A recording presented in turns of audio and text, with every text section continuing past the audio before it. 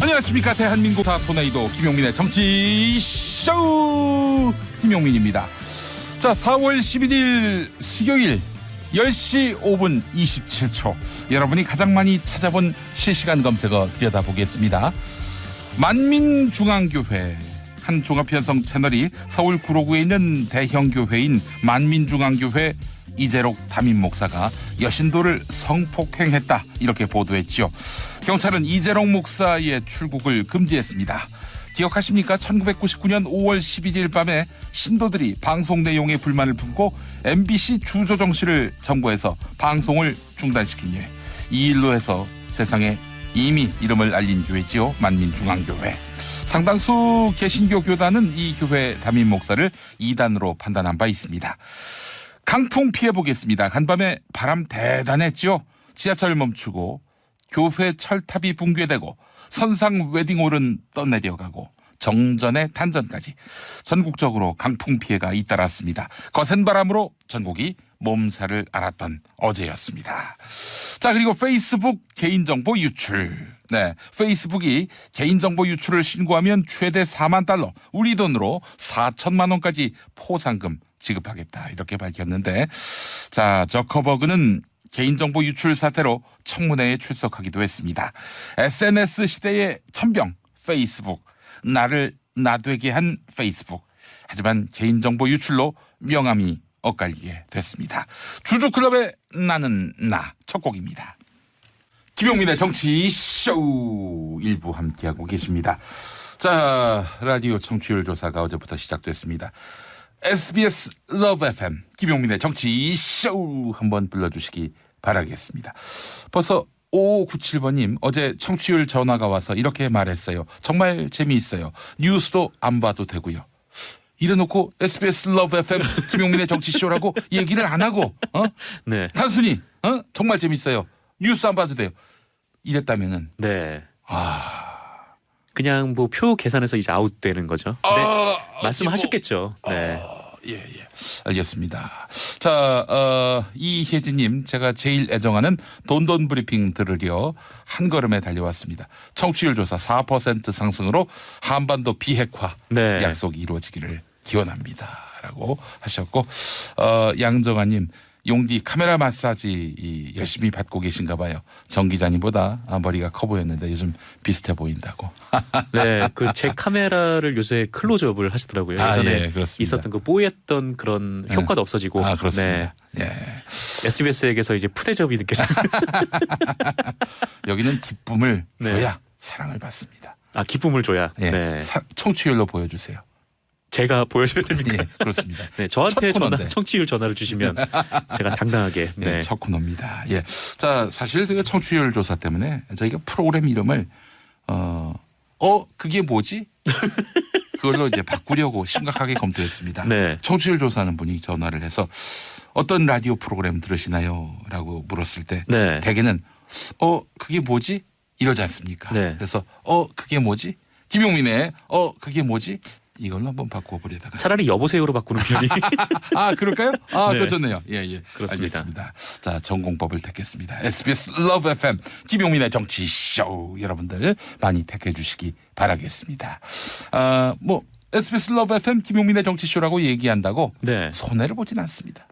그렇죠. 가사를 네. 탕진한다든지 바람이 날라와서 지붕이 실종된다든지 네. 이런 일 없습니다. 여러분 한 번씩 불러주시기 바라겠습니다. 자다가도 한 번씩 불러주시고. 예. 네. 이 청취율이 올라가면 계속 공약을 월요일날 거신 바가 있죠. 그렇습니다. 네. 한반도 비핵화 4%까지 올라가면은 4% 포인트 오르면 네. 지금보다 4% 포인트 오르면 한반도 비핵화. 그러나 마이너스 1.5% 포인트면 네. 자체 핵개발. 예, 네. 선택은 하나입니다. 그렇습니다. 예, 여러분. 핵개발 궁금하긴 한데요. 그렇습니다. 예. 자, 돈돈 브리핑 시작하겠습니다. 미디어 오늘 정상근 기자 어서 오십시오. 네, 안녕하십니까. 미디어 오늘 정상근 기자입니다. 자, 삼성증권 유령 주식 사건. 이 유탄을 국민연금이 맞았군요. 네, 그렇습니다. 그 지난 이 삼성물산과 제일모직 합병 과정에서 예. 국민연금이 한번 큰 손실을 입은 바가 있죠. 예.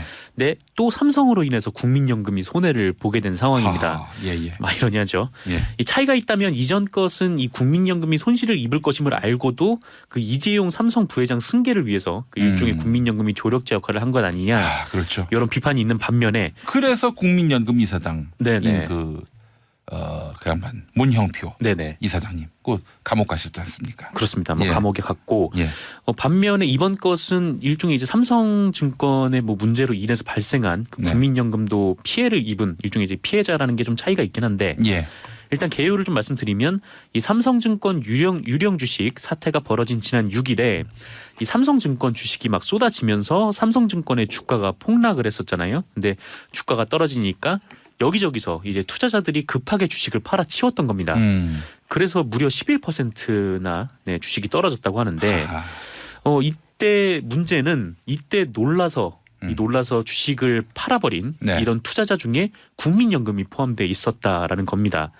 이 국민연금이 삼성증권의 2대 주주거든요. 예, 예. 그래서 뿐만 아니라 이 국민연금뿐만 아니라 이 삼성증권의 주식을 가지고 있던 이 공무원 연금, 뭐 교원 공제회, 또 예. 군인 공제회 예. 이런 이제 연기금들이 이 장폭락이 이어지니까 주식을 일단 팔아버렸습니다. 아니 우리 국민의 네. 노후 자산인데 말이죠. 그렇습니다. 국민의 노후 자산이고 이미 이 삼성물산과 제일모직 합병 때 뭐 작년 국감 자료에 의하면은 이게 좀 한 1,000억대가 넘는 좀 그런 천문학적인 손해를 봤다 이런 통계가 나왔었는데 예. 이번에도 또 주식 문제 때문에 수백억 원의 손실을 입었다는 것. 예. 네.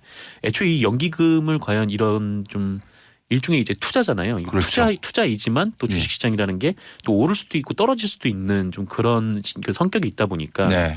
이게 무조건 오른다, 뭐 무조건 이 기금이 늘어난다 이렇게 담보를 할 수가 없는 건데. 그래서 연기금은 네. 대단히 보수적으로 투자하게 돼 있고요. 네. 뭐 이 이득이 많이 나지 않더라도 최대한 손실을 보지 않도록 하기 위해서 하는데 뭐 이명박 정부 이후에 연기금은 뭐 그냥 어마어마하게 뭐 고위험 투자도 네. 마다하지 않고 마구잡이로 쐈어요. 네. 한마디로. 예. 이 그런 비판이 나오니까 또 이제 뭐 나름 개선안을 마련한다고 예. 이게 좀 떨어질 조짐이 보이면은 이제 바로 팔고 예.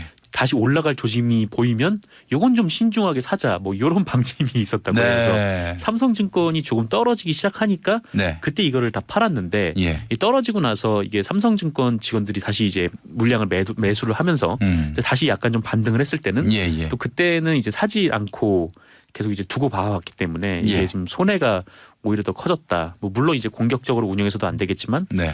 좀 애초에 이 주식 시장의 성격에 맞춰서 이 연기금을 투자하는 게 좀 문제가 있지 않느냐 좀 이런 지적이 나올 수밖에 없는 네. 좀 그런 상황이고요. 그래서 삼성증권 유령 주식 사건은 네네. 어마어마한 피해를 낳았군요. 그렇습니다. 예. 이 만약에 삼성증권이 국민연금의 피해분을 보상을 해준다고 해도 예. 이 삼성증권에 돈이 나가는 거잖아요. 예. 예. 그럼 삼성증권의 기업 가치가 떨어질 수밖에 없는 그런 거고 아직 국민연금이 삼성증권의 주식을 상당 부분 갖고 있기 때문에 예. 예. 뭐 그걸 손해를 메꿔준다고 해도 뭐 다시 또 주식이 떨어지면은 국민연금은 그냥 손해를 볼 수밖에 없는. 아니 그렇게 투자 잘못해서 네네. 그 뭐 파는 것도 투자니까요. 일종의. 네네. 예.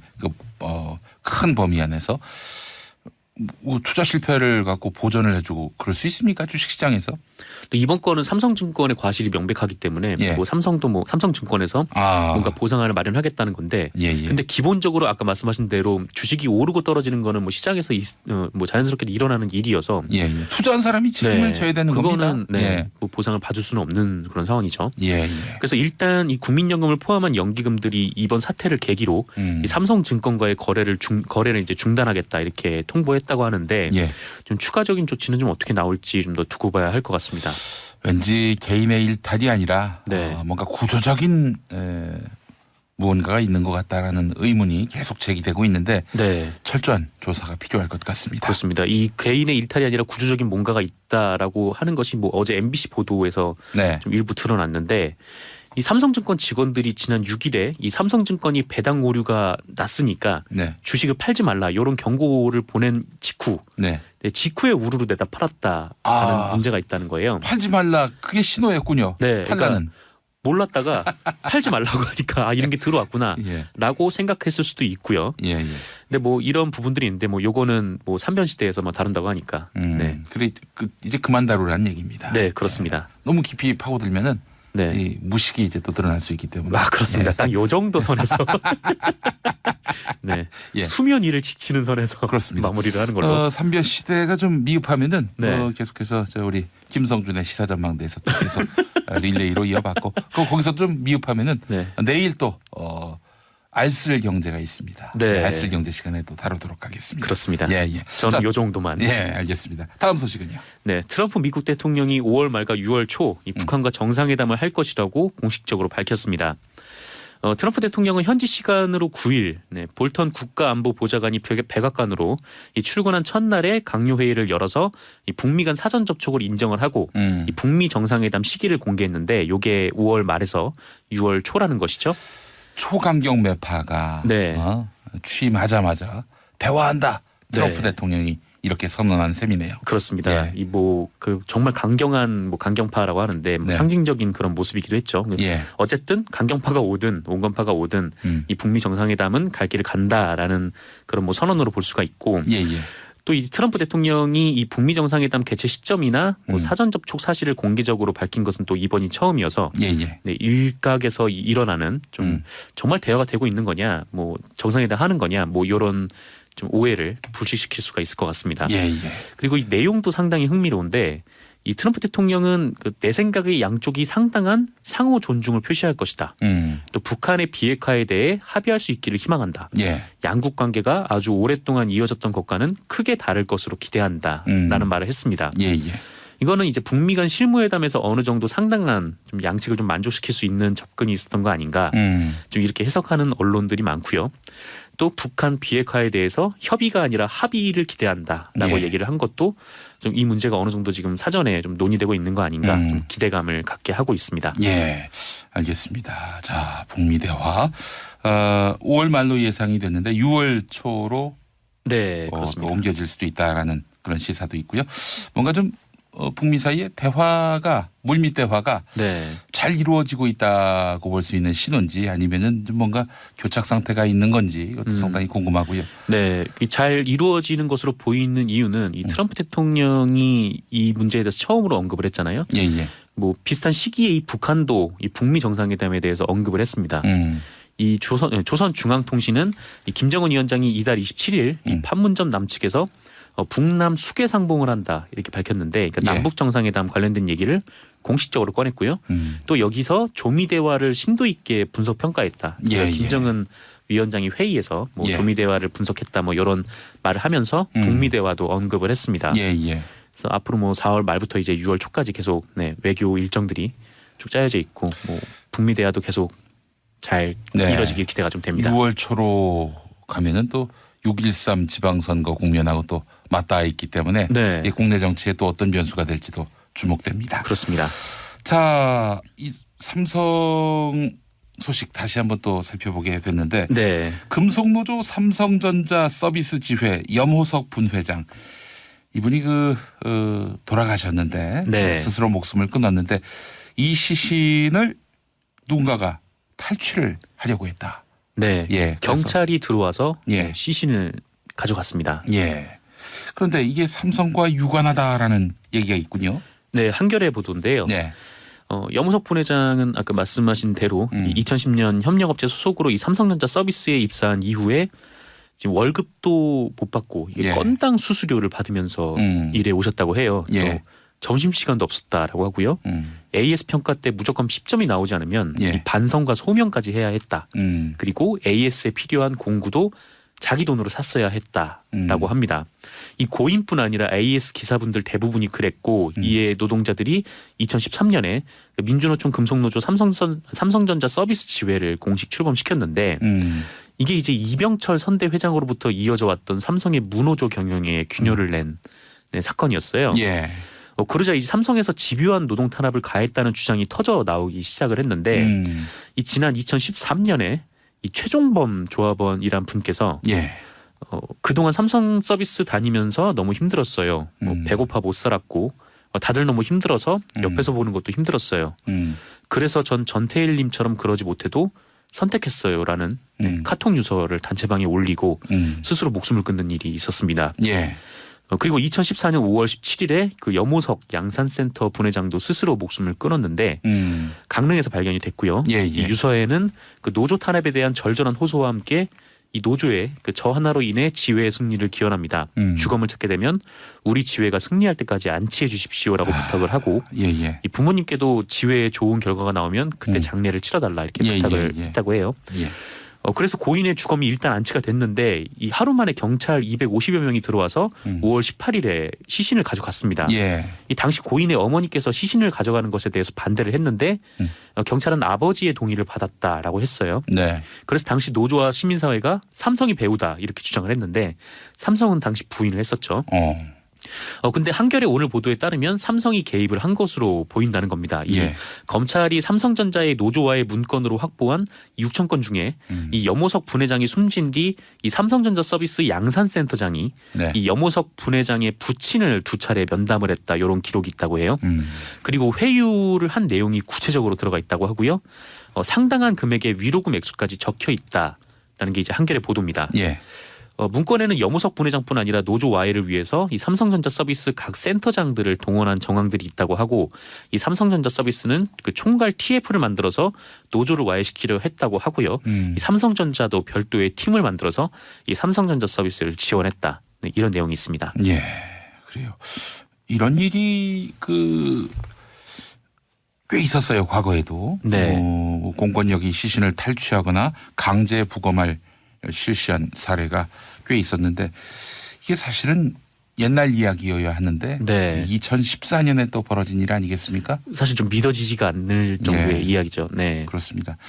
그 시절은 그 염호석 씨 사건은 정부가 공권력이 과거로 돌아갔다. 네. 이걸 상징하는 사건이 아니었겠나 하는 그런 느낌을 갖게 합니다. 그렇습니다. 예. 자, 다산 신도시 아파트 택배업체 이 입주민들과 갈등을 빚고 있다는 소식 하나 짧게 전해주시죠. 네, 뭐 아파트 단지 지상에 차가 다닐 수 없는 곳이라고 해요. 근데 문제는 지하 주차장에 뭐 공용 택배함이 있는데 예.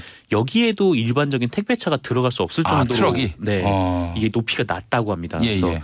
그게 이제 문제가 됐는데, 그래서 택배 기사분들이 이거를 어떻게 할 수가 없는 거예요. 근데 예. 이 아파트 주민분들은 이 택배 기사 분들에게 이 단지 안에서 별도의 카트를 활용을 해서 택배를 집집마다 배달해 달라 이런 요구를 하고 있는데 이 택배 기사분들은 이 정해진 시간이 있잖아요. 그렇죠. 그 물량을 다 그 시간 예. 안에 나눠야 뭐 되고. 새벽 1시까지 돌리기도 해요. 네, 보면. 그렇습니다. 보면 뭐 주말도 없고 예. 뭐 밤낮이 없는데 예. 카트에 또 내려서 카트에 짐을 싣고 걸어서 그거를 그 아파트마다 다 배달을 하고 다시 또 걸어와서 또 네. 차에 올라타고요. 예, 예. 그럴 시간이 도저히 없다라고 하는 겁니다. 그래서 예. 난색을 표하고 있는데 예. 아파트 주민분들은 이게 택배차가 들어오다가 지상에서 사고가 날 뻔했다고 해요. 네. 그래서 그게 좀 문제가 됐었다고 아이고. 말씀하시고 있습니다. 차가 안 다니는 아파트 단지면 참 좋겠지만은 네. 이 택배 기사들은 또 우리 일상의 또 한 부분인데 말이죠. 어떻게 갈등이 해소될지 살펴보겠습니다. 자, 정상근 기자님 수고하셨습니다. 네, 감사합니다. 저는 2부에서 다시 오겠습니다.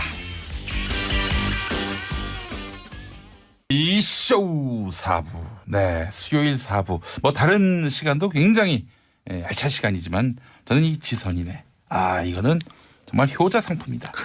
청취율 효자 상품이다. 과거에 지선이라는 분하고 무슨 그렇죠. 제가 뭐 좋아했던 예. 여성분 중에 이름이 지선이가 한 3명 있었습니다. 예. 지선이네 코너로 함께하겠습니다. 지선은 6.13 지방선거의 줄임말입니다. 자, 윈지코리아 박시영 부대표님 어서 오십시오. 네, 반갑습니다. 박시영입니다. 더모아 윤태곤 정치분석실장님 어서 오십시오. 네, 안녕하세요. 예. 자, 오늘 경기도 상황 알아보겠습니다. 최근 민주당 후보들 사이에서 해경공 김씨 논란이 불거졌는데 이 내용을 좀 간략히 설명해 주시겠습니까? 좀 처음엔 뜬금없더라고요. 그러니까 이제 트위터 계정이 있지 않습니까? 우리 트위터 계정은 실명을 쓰는 사람도 있고 아니게 만들 수도 있는 거잖아요. 예. 거기에 아마 이제 닉네임이 뭐 해경공 김씨 HK 김이라고 돼 있는 그 계정이 네. 뭐 노무현 전 대통령이나 문재인 대통령이나 전해철 의원을 좀 싸잡아서 거친 말로 비판하는 이런 너무 내용들이 내용이 꽤 독해요. 올렸었나 보더라고요. 근데 예. 그것을 이게 전해철 후보 측에서는 예. 그 이재명 후보 부인이 김혜경 여사인데 예. 동명이인 아니냐. 예. 그러니까 이게 전해철 의원이 그런 말 한 적은 없었죠. 아, 그 측에서. 측. 예. 그래서 이걸 뭐 조사를 해보자. 예. 이재명 후보 측은 무슨 소리냐. 말도 안 되는 소리 하지 마라. 이건 뭐 언급할 가치도 없다. 뭐 네. 이랬는데 고소고발전으로 들어가가지고 이제 전해철 의원 캠프에서 이 트위터 계정을 고발해 놓은 상태죠. 아. 팩트만 보자면. 네. 공직선거법 명예훼손 네. 혐의로. 선관위에 고발했다가 이게 이제 검찰로 이첩이 돼서 예. 검찰에 수사를 할 단계인데요. 어쨌든 뭐 지켜보면 조만간에 결론이 나오지 않을까 그렇게 생각이 드는데요. 일단 이게 SNS 상에서 상당히 뜨거웠거든요. 그렇죠. 그걸 이제 예. 후보 측에서 공식적으로 받아서 이제 발표한 모양새가 됐는데 어쨌든 조금 이제 그 민주당 내부에서는 네. 너무 좀 네거티브가 격화되지 않느냐라는 우려도 또한 있습니다. 그리고 또 너무 패륜적인 그런 트위터라서 이게 누가 쓴 건지 규명할 필요가 있다라는 네. 그런 목소리도 있고요. 네. 예. 그래서 하여간 이 검찰 손으로 넘어갔습니다. 예. 자, 지금 경기도 지사 선거에 출마한 그런 후보들 중에 지금 3명이 이제 경선을 치르는 거 아니겠습니까? 민주당은 예. 그렇죠. 예. 양기대 전 광명시장 그리고 이재명 전 성남시장 그리고 전해철 의원. 네. 자, 지금 현재 경선 상황은 어떻습니까? 그러니까 지금 여론조사가 뭐 쏟아지고 있습니다, 사실. 그런데 최근에 이제 한 달간 이렇게 추이를 보면 크게 바뀌지는 않았거든요. 다만 이제 전해철 후보가 인지도가 좀 올라가다 보니까 지지도가 일부 상승한 건 사실입니다. 네. 그러나 여전히 이재명 후보하고의 격차는 상당히 크다. 이게 있기 때문에 예, 예. 지금 네거티브전에 이게 선거 판세에 큰 예. 영향을 주지는 못하고 있다. 일단은 그렇게 분석할 수가 있을 것 같고요. 예, 예.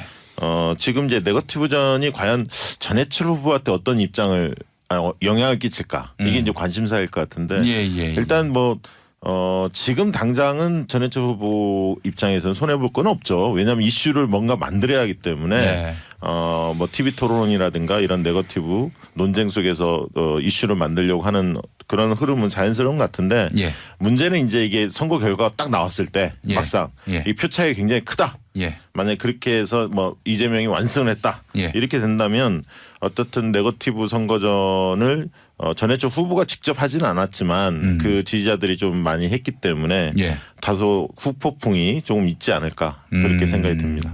예. 그게 이제 박 부대표님이나 제가 예. 우리 첫 시간부터 했던 이야기가 이런 게 있을 겁니다. 기억하실 텐데 이번 선거를 보면은 본선도 그런데 특히 당내 경선 같은 경우에는 후발주자가 선발주자를 따라잡기가 되게 쉽지 않은 구도가 돼 있다. 예, 예, 예. 공간이 없고 이슈들이 국민들한테 별로 다가가지 않는다. 이런 말씀을 드렸잖아요. 예, 예, 예. 특히 경기도 같은 경우를 보면은 이재명 전 시장 예. 이게 제가 칭찬인지 디스인지 모르겠는데 네. 좀 터프하고 러프한 면이 있지 않습니까? 예. 본인도 이제 뭐 변방 장수 나는 거칠다 이런 이야기를 하면서 예, 예. 그 앞에 보면은 양기대 그 전 시장이 먼저 이제 손을 들어가지고 뭐 네거티브 검증하자, 미투 검증하자, 예, 예, 예. 도덕성 문제 우리가 먼저 거르지 않으면 본선에서 큰일 난다 했는데 예, 예, 예. 이게 그냥 뭐 별 반응이 없었어요. 예, 그게 예. 이 트위터 공방도 사실은 그거 이후에 나타난 것인데 제가 생각할 때 이렇게 강하게 될 것인가. 왜냐하면은 트위터라는 공간은 정말 좀 말도 안 되는 소리들이 이쪽 저쪽 할 것 없이 많이 오가고 그런 식으로 따진다면 이재명 후보 측에서 아니 우리한테 대해 가지고 말도 안 되는 소리 한 트위터 계정들도 뭐 저쪽하고 관련이 있다는 나는 의심이 있다 고발하겠다 네. 뭐 이럴 수도 있는 건데 물론 이재명 전 후보 측은 절대 그럴 필요가 없죠.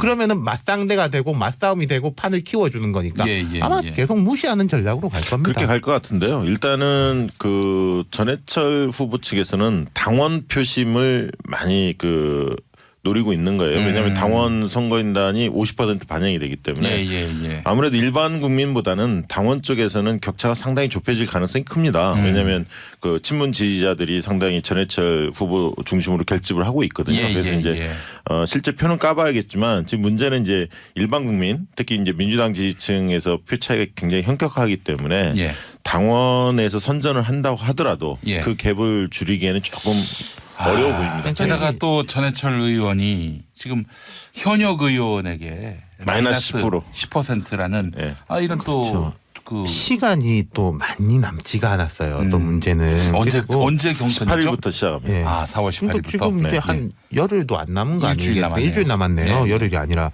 그리고 전해철 전 의원은 이런 제가 생각할 때는 남은 기간 동안은 오히려 대남경필 경쟁력이 있다는 걸 보여주는 게 오히려 효과적이지 않겠냐. 거칠게 말하자면 이런 프레임이에요.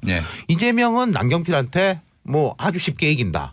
전해철 남경필은 비슷비슷하다. 양기대는 질지도 모른다. 뭐 이렇게 세 층위가 나눠져 있는데 전해철도 남경필한테 쉽게 이긴다라고 됐을 때 말하자면은 민주당 지지자들이 여유가 생기는 거 아니겠습니까? 그 경쟁력을 보여주는 게 중요할 수 있다는 거죠. 근데 이제 그게 어려운 거예요. 이제 말씀하신 그 대목인데 시간이 좀 별로 없고 또 어쨌든 지금 차기 대선 그 주자들 선호도 조사를 해보면 이재명 시장이 1위거든요. 지금 야권 민주당 쪽에서는. 근데 이제 대선이 본격화되는 시점에서는 이게 바뀔 수 있죠. 당연히 바뀔 수 있는데. 지방선거? 아니 지방선거 아니라 대선을 앞두고. 대선을 앞두고. 지금 대선 조사를 하면 1위가 이재명 시장이거든요. 민주당 후보 중에 그렇게 나옵니다. 이제 안희정 지사가 이제 빠졌기 때문에. 그런데 이제 대선 후보 1위 주자를 이런 지방선거나 총선에 죽이는 경우가 별로 없습니다. 그러니까 이제 민주당 지지층 입장에서는 어쨌든 이재명 시장에 대한 뭐 좋아하는 분도 있고 싫어하는 분도 있겠지만 지금 버릴 때는 아니다 이렇게 보지 않을까 그렇게 싶습니다. 알겠습니다. 그 자유한국당에서는 남경필 지사가 이제 공천을 받았는데 남경필 지사에게는 그 전해철, 이재명, 전해철, 양기대까지 해서 누가 가장 좀 불편한 적수가 될까요? 아무래도 이재명 시장이 제일 불편하겠죠. 일단 지지도라는 거는 무시할 수가 없거든요. 사실은 인지도 존재감이라는 거는 특히 또 성남시정을 잘 해왔기 때문에 행정 경험도 갖추고 있기 때문에 정치적인 감각도 있고 행정 경험이 있기 때문에 남지사 입장이 상당히 버거울 겁니다. 그런데 이제 문제는 이게 정책 대결로 갈 거냐 저는 그렇게 보지는 않거든요. 오히려 정치 대결로 갈 가능성도 있다. 왜냐하면 뭐 도덕성 시비나 이런 것들 뭐 도덕성 문제는 남지사도 자유스럽지 못하겠다. 아들 문제가 좀 있기 때문에 뭐 그거는 뭐 크게 도움은 될 것 같지 않고요. 오히려 이제 정치 대결은 뭐냐면 보수 혁신을 강하게 주장하면서 뭐 정풍 운동이라든가 이런 걸 주창하면서 뭔가 자유한국당의 쇄신, 보수의 재건 뭐 이런 부분들을 이야기하면서 그래도 보수가 바뀔 수 있다라는 어떤 흐름을 좀 보여주고 그러면서 이제 문재인 대통령의 독주를 좀 막아달라. 견제론, 읍소론 이런 걸 통해서 뭔가 감성을 자극하지 않을까 그렇게 예상을 해봅니다. 그러니까 남지사 입장에서는 조금 죄송한 말씀인데 선거 이후까지 또 보고 있을 거예요. 낙선한 이후. 그렇죠. 이게 쉽지가 물론 당선을 위해서 뛰는 건 당연한 거지만 쉽지가 않다고 가정했을 때는 이재명 전 후보 전 시장 같은 경우에 지금 여권 주자 가운데도 뭐 어떤 면에서 제일 선명한 사람이지 않습니까? 이 사람하고 전초전을 벌여가지고 선전을 하고 뭐 중도 합리 보수 이런 이미지를 더 강화한다면은 또 어떻게 보면 또 보수 야권은 지방선거 이후에 재편이 있을 가능성이 되게 높거든요. 그때도 뭔가 플러스 포인트가 되고 대권 주자로까지도 쭉 나가는데 기왕이면은 이재명 전 후보하고 붙어서 지더라도 그러면 뭐가 남는 게 있고 나머지 사람들하고는 붙어서 지면은 남는 게 없을 수가 있죠. 그러니까 지더라도 선거 이후에 정치적 입지를 생각해야 한다. 예를 들면 그 서울시장 선거에서 만약에 뭐 민주당 후보 박원순 시장이 상당히 유력해 보이는데 어쨌든 박원순 시장이 만약에 당선이 되는데 안철수나 김문수 후보하고의 격차가 만약에 뭐 10% 이상 벌어졌다. 그런데 경기도지사 선거에서 뭐 그게 이재명이 됐든 전해철이 됐든 민주당 후보와 남경필 지사 격차가 뭐 5%로 좁혀졌다. 이러면 남지사로서는 그 뒤에 지방선거 이후에 어떤 보수의 얼굴로 부상할 가능성도 있는 거죠. 뭐 지금 현재 가장 불리한 상황에 놓였지만은 최대한 선전해서 많이 좁혀놨다. 보수의 차기 주자로서 남경필의 어떤 몸값을 이번에 보여줬다. 야권 광역 후보들은 예. 그런 부분까지 대체로 보고 나온다고 봐야죠. 야권의 광역 예. 후보들. 예. 안철수 뭐 또 그런 이제 후보도. 깔려 있을 수 있겠죠. 예, 예. 알겠습니다. 자, 경기도 선거는 이렇게 돼가고 있고요. 김기식 금융감독원장 지금 논란이 뭐 그치질 않고 있는데 이게 지방선거에 악재로 작용하는 것은 아닌지 여당에 악재로 작용하는 것은 아닌지 이렇게 보는 시각들이 있던데요. 악재죠. 무조건 악재입니까? 악재죠. 예. 제가 여기 사실관계에 대해 가지고 뭐 세세히 다시 말씀드릴 필요는 없을 것 같은데 예, 예. 이게 프레임이 다가오는 게 안 좋은 게요. 네. 자, 사람들이 이런 사람들이 있습니다. 나에게도 엄격하고 남에게도 엄격하고 네. 나에게는 엄격하지만은 다른 사람들의 이제 허물이나 이런 것에 대해서 조금 이해를 해주려고 하는 사람. 근데 나의 허물에 대해서는 아주 이해를 잘하고 남에 대해 가지고 매우 엄격한 사람. 네. 사람들이 제일 싫어하는 사람이 세 번째거든요. 예. 지금 김기식 원장의 프레임이 그 세 번째에 걸려 있는 거예요. 뭐 관행, 뭐 국민 눈높이에는 맞지는 않지만, 근데 이분이 바로 그 당시에 발언했던 걸 보면 뭐 그런 거 이해해 주는 게 전혀 없지 않습니까? 그 부분이 있고 또 보세요. 전임 금감원장 같은 경우에 네. 개인의 흠결로 해가지고 물러났습니다. 스스로 물러났습니다. 네. 예. 이름도 기억 못해요. 저도 그 뉴스 볼 때는 알았는데 지금 벌써 까먹었는데. 예. 김기식 원장은 그냥 금감원장이 아니라 강력한 이미지, 네. 여권 민주당의 이제 핵심, 거기다가 지금 참여연대 프레임이라는 게 걸려 있지 않습니까? 예, 조국 예. 수석 이름 나오지만은 뭐 장하성 실장, 김상조 공정거래위원장 나아가서 뭐 지금 안철수 후보가 박원순 시장 공격하지만은 박원순, 조희연 예. 이분들까지 같은 말하자면 패밀리인 거잖아요. 참여연대 출신. 그렇죠. 예. 거기에 대한 프레임적 공격 그리고 조금 더 제가 한마디 하자면요. 수도권보다 영남권에 영향 꽤 있을 겁니다. 수도권도 영향이 있겠지만요. 예, 부산, 경남, 뭐 울산 예. 뭐 TK는 말할 것도 없고 그럼 여권 입장에서는 수도권에서는 그래도 좀 많이 앞서기 때문에 예. 그래도 이 타격에도 불구하고 방어가 가능할 수 있을 텐데 예.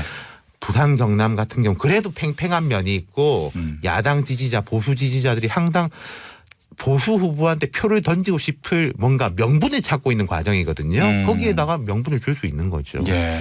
저도 뭐 악재라고 보여지고요. 다만 이게 이제 이 시간이 너무 많이 남아 있지 않습니까? 그런 면도 있고 예. 또 여러 가지가 좀 누적이 돼야 데미지가 좀 클 텐데 일단 좀 지켜봐야 할 것 같습니다.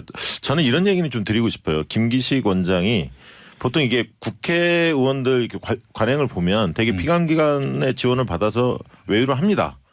그게 대부분 90% 이상 외유를 하는데 대개는 의원 혼자 가는 경우들이 많거든요. 그리고 이제 비서가 따라갔을 때는 비서의 경비는 적어도 후원금으로 의원실에서 처리하는 게 관례였는데 이 부분에 있어서 비서까지 비용을 피감기관에 받았다. 이건 분명히 잘못된 거거든요. 그건 예. 사과할 게 당연한 거고요. 예. 사과해야 하는 거고요. 두 번째는 이 야당이나 예. 그다음에 보수 언론들이 주장하는 여비서, 예. 그다음에 고속 승진 이런 프레임은 잘못된 거죠, 사실. 이제 그것을 더 씌워가면서 아주 이상한 사람으로 묘사하는데 그것은 옥선은 좀 가려봐야 할 것 같고요. 예. 특히 이제 청와대 입장에서 볼 때는 믿는 도끼에 좀 발등 찍힌 꼴이죠. 왜냐하면 워낙 이제 삼성 문제나 재벌 문제에 대해서 식견을 가지고 있고.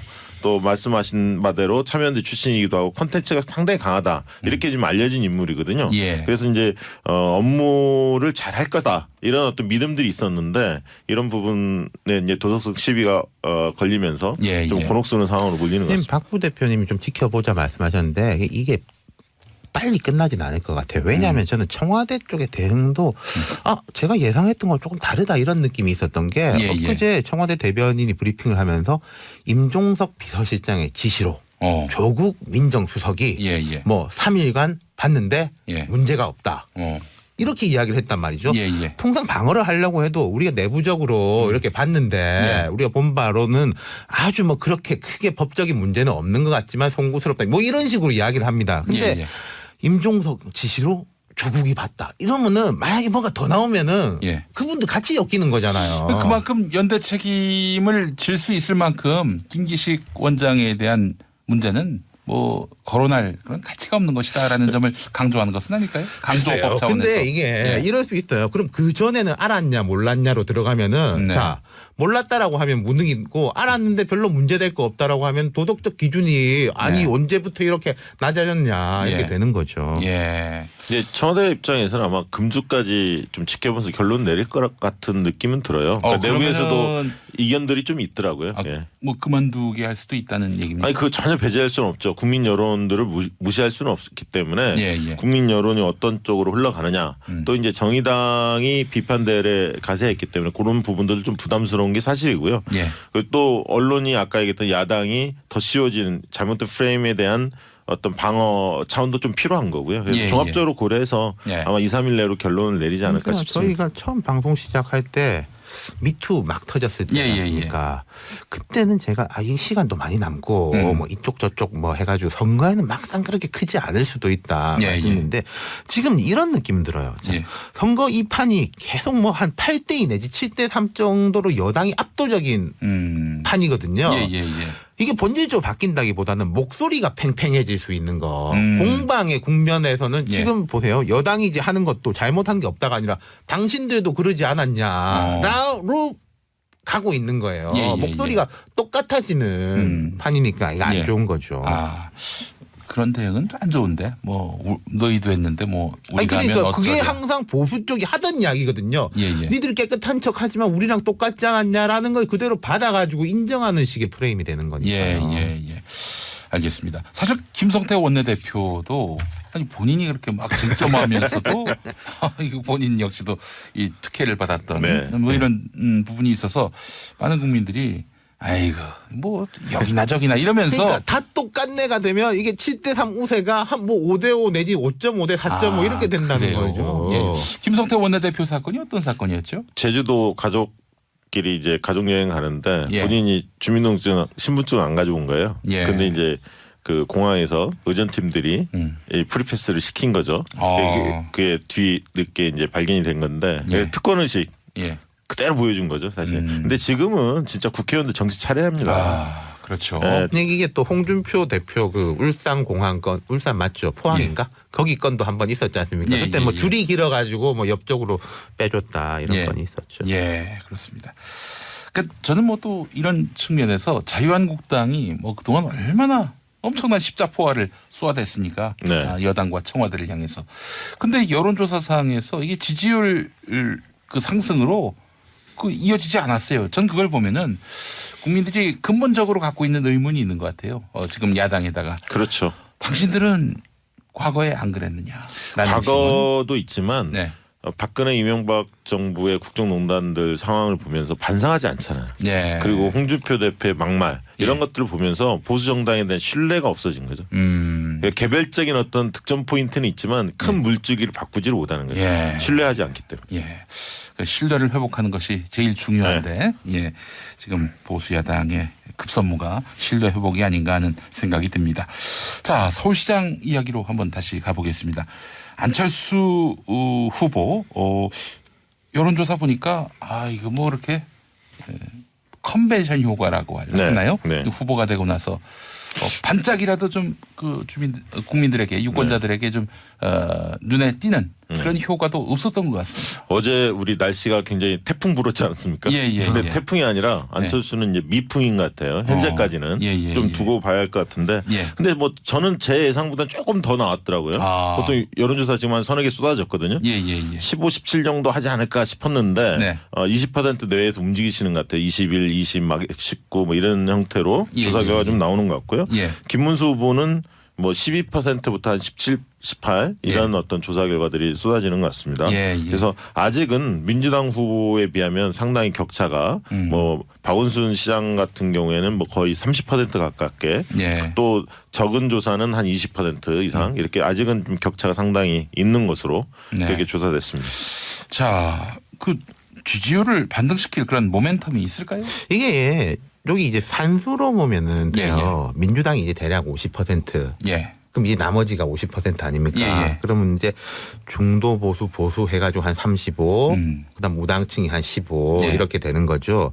그러면은 안철수 전 대표 입장에서는 단일화가 아니라 예. 김문수보다 내가 압도적으로 경쟁력이 높다라는 것을 보여줘가지고 중도 보수 플러스 보수도 또 마음에는 안 들지만은 그래도 뭐 민주당 막으려면 안철수지 이런 식으로 오고 그 다음에 이제 무당층도 움직이고 뭐 이런 식의 이제 전략인 거겠죠. 예. 그렇다면은 지금 저도 박 부대표님하고 생각이 비슷한데 초반 지지율이 네. 그렇게 나쁜 건 아니에요. 당 지지율하고 비교해보고 그리고 네. 지난 대선 당시에 서울에서 득표율이 22%인가 예, 뭐 예, 그 정도였을 겁니다. 예. 그거하고 비교해봐도 지금 지지율이라는 거는 무응답도 있는 거잖아요. 예, 예, 이 예. 21이라는 건 득표율 22보다는 사실은 높은 걸로 봐야 네. 되거든요. 약간이나마. 상승 여력이 있다. 그렇죠. 예. 앞으로 어떻게 하느냐. 물론 당선까지 가기는 저는 좀 쉽지 않을 거다라고 의미 있는 봅니다만은. 2위. 예. 저는 이렇게 봅니다. 그러니까 박원순 그 후보 시장의 어떤 반대층이 있지 않습니까? 시정 운영에 대한 불만을 가지고 있는 층, 이 층이 있고요. 그게 한 뭐 20% 30% 정도 되죠. 예. 그 다음에 이제 박 시장이 일은 잘했는데 이제 삼선까지는 좀 지나친 거 아니냐? 예. 좀 새로운 인물이 좀 필요하다. 흔히 예. 말하는 삼선 피로감. 예. 이걸 느끼는 층들이 또 한 15에서 20% 정도 있는데 예. 이 층을 사실은 쌍끌이로 다 모아야 음. 싸움이 해볼까 말까 하는 정도예요. 사실 지금 판세는 선거 지형으로 보면. 예. 그러나 안철수라는 상품이 과연 두 가지 층을 다 묶어 세울 수 있느냐. 또 김문수 후보까지 나서고 있고 예. 아까 이런 삼선 피로감을 갖고는 있지만 이제 그 사람들은 안철수가 났는지 뭐 예를 들면 민주당 후보 예. 박원순 시장이 좀 유력해 보입니다만 예. 박원순이 나은지를 꼼꼼히 따져볼 거거든요. 예. 이제 그런 측면에서 도약하기에는 일정 정도 지지율은 올라갈 거라고 보는데 예. 민주당 후보를 위협하기에는 1대1 구도가 만들어지지 않는다면 쉽지 않다. 다만 이제 유일한 변수는 저는 오히려 구설수 문제 아니냐. 구설수 문제. 예를 들면 예. 민주당 후보가 정해지면 예. 그 후보가 그동안에 드러나지 않았던 예. 무슨 새로운 구설수가 드러난다면 예. 그런 영향이 약간 있을 수 있다고 보여지고 그 외에는 그닥 변수는 별로 없어 보인다. 어제 그 보수의 품격 시간에 정두원, 정태근 전 의원도 이런 말씀하시더라고요. 야당에서 뭔가 동력을 만들어낼 여지는 없다. 되게 여당의 실수, 여당의 패착. 여기서 사실은 선거의 변수가 나올 것이다. 이렇게 말씀했거든요. 네. 예, 그 비슷한 의견입니다. 예, 알겠습니다. 뭐 이게 변수를 만들어낼 여러 요소 중에 TV 토론도 있는데 안철수 후보 같은 경우 대선 때 TV 토론에서 그다지 이게 뭐 이렇게 점수를 많이 얻지 못했던 것 같아요. 많이 얻지 못한 게 아니라 많이 잃었죠. 이렇습니까? 예. 예. 그 전까지 분위기 되게 좋았지 않습니까? 예. 4월 초만 해도 네. 작년 4월 초만 해도 이거 뭐 상당히 치고 올라가서 예. 근데 이거 상대적인 게임이니까 예. 지난번보다는 나을 것 같아요. 왜냐하면 본인도 준비를 할 것이고 네. 지난번 한번 생각해 보세요. 토론의 상대가 예. 어떻게 보면 안철수 그 후보 입장에서는 문재인 대통령이 제일 무난한 상대였어요. 네. 홍준표, 예. 심상정, 예. 유승민. 예. 그냥 뭐 이게 강한 분들 특히 홍준표 뭐 심상정 이런 분들은 인파이터에다가 예. 뭐 강하게 이제 뭐 훅 뭐 스트레이트 다 날리는 분 아닙니까? 예. 그런 면에서 볼 때 박원순 시장은 좀 문 대통령과로 볼 수 있죠. 그러니까 예. 뭔가 이제 스텝이 그렇게 꼬이지 않을 수 있는 저도 상대인 그렇게 면이 보는데요. 있는 거죠. 오히려 주목을 받는 사람은 김문수 후보가 강경한 발언들을 홍준표 옛날에 예. 후보처럼 그렇게 예. 많이 할 것 같고 예. 박원순과 김문수 이런 게 오히려 부각될 가능성도 있어 보입니다. 예, 알겠습니다. 네, 예. 김문수 후보도 이제 홍준표 대표에 비하면은 네. 그런 좀 뭐랄까 스킬 같은 건 좀 떨어지니까요. 예, 알겠습니다. 자, 오늘 리얼미터 조사 결과를 말씀하셨는데 지난 5일부터 6일 이틀 동안 서울 거주 19살 이상 성인 29,171명에게 조사했고 응답률 3.5%, 유무선 임의 전화 결기로 자동응답 방식으로 조사된 내용이었습니다. 95% 신뢰 수준에서 플러스 마이너스 3.0%포인트였고요. 자, 오늘 2부에서 이정열 전 판사 발언 중에 특정 야당을 거론하면서 땡땡당을 비롯한 적폐 세력이란 말을 했는데 적절치 못한 표현이었습니다. 청취자 여러분의 양해를 부탁드립니다. 저는 내일 오전 10시 5분에 다시 오겠습니다. 두 분 수고하셨습니다. 감사합니다. 감사합니다.